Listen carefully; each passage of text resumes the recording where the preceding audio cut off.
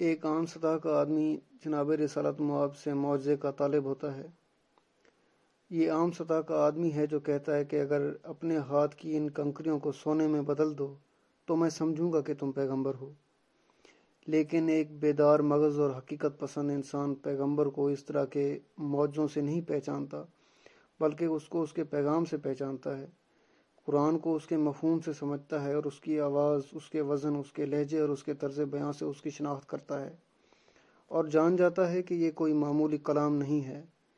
اور نہ ہی اسے کسی انسان نے تراشا ہے، خواہ وہ اس طرح کی پیشین گویاں بھی نہ کرے اور آئندہ سے متعلق گفتگو یا پہاڑ کی دوسری جانب لوگوں کی نظروں سے پوشیدہ چیزوں کی اطلاع بھی کسی کو نہ دے۔ یہی وجہ ہے کہ قرآن جناب رسالت مآب کا سب سے بڑا معجزہ ہے اور آنے والے زمانے کی راہبری کے لیے ہے، اس لیے کہ پیغمبر اسلام کی نبوت کے بعد انسان زیادہ بیدار اور عقلی اور منطقی اعتبار سے زیادہ اوج کمال پر ہوگا، اور قرآن اس کے انداز بیان سے تشخیص دے گا کہ قرآن اللہ کا کلام ہے، اور محمد صلی اللہ علیہ وآلہ وسلم کی باتیں اس کی نبوت کی سب سے بڑی دلیل ہے۔ یہی وجہ ہے کہ علی، ابو ذر اور عمار جیسے صاحبان ایمان نے پیغمبر سے معجزہ نہیں چاہا۔ جو ہی آپ نے لب ہائے گوہر بار کھولے وہ سمجھ گئے کہ یہ وہ ہے۔ ابو ذر جو ہی صحرا سے آئے اور انہوں نے جناب رسالت مآب کو دیکھا اور نبوت، رسالت اور ان کے پیغام کے بارے میں گفتگو کی تو معمولی سی بات چیت کے بعد یقین کر لیا کہ یہی وہ زندہ نفسوں کے موعود ہیں، اور پھر بھرپور ایمان کے ساتھ اپنی عمر، اپنی وجود اور ہستی کو پیغمبر کے پیغام پر نچھاور کر دیا۔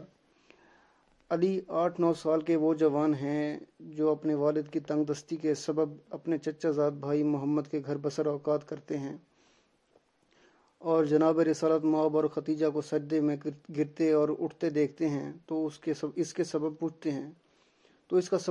ہیں،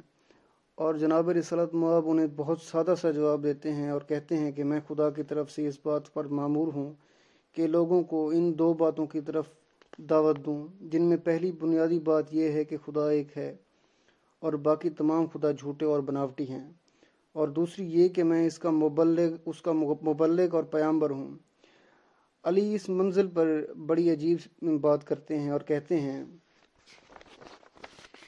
مجھے اجازت دیجیے کہ میں اپنے والد سے مشورہ کروں۔ رسول صلی اللہ علیہ وآلہ وسلم فرماتے ہیں، کر لو۔ علی علیہ السلام فوراً اٹھ کر اپنے کمرے میں جاتے ہیں اور پوری رات نہیں سوتے اور اپنے آپ سے پوچھتے ہیں، یہ کیسی دعوت ہے؟ صبح گھر سے باہر قدم رکھے بغیر اپنے والد سے مشورہ کیے بغیر وہ جناب رسالت مآب کے پاس آتے ہیں اور ان سے کہتے ہیں، مجھے اسلام کے بارے میں بتائیے۔ میں کل رات صبح تک بیٹھا سوچتا رہا اور دل میں کہا کہ خدا وند عالم نے میری خلقت کے لیے ابو طالب سے مشورہ نہیں کیا، اب میں کیوں اس کی پرستش کے لیے ابو طالب سے مشورہ کروں اور ان سے اجازت چاہوں؟ آپ مجھ پر اسلام کو واضح کیجیے۔ جناب رسالت مآب اسلام کو اس بچے پر واضح کرتے ہیں اور وہ اسے تسلیم کرتا ہے اور اپنی گردن جھکا دیتا ہے اور پھر ان کے ہاتھ پر بیعت کر لیتا ہے، اور بقول کارلائل کے یہ چھوٹا ہاتھ جب جناب رسالت مآب کے بڑے طاقتور ہاتھ میں آتا ہے تو انسانی تاریخ کی راہ کو بدل دیتا ہے۔ بیدار مغز لوگ ایسے ہوتے ہیں اور ایمان پانے کے لیے انہیں معجزے کی حاجت نہیں ہوتی۔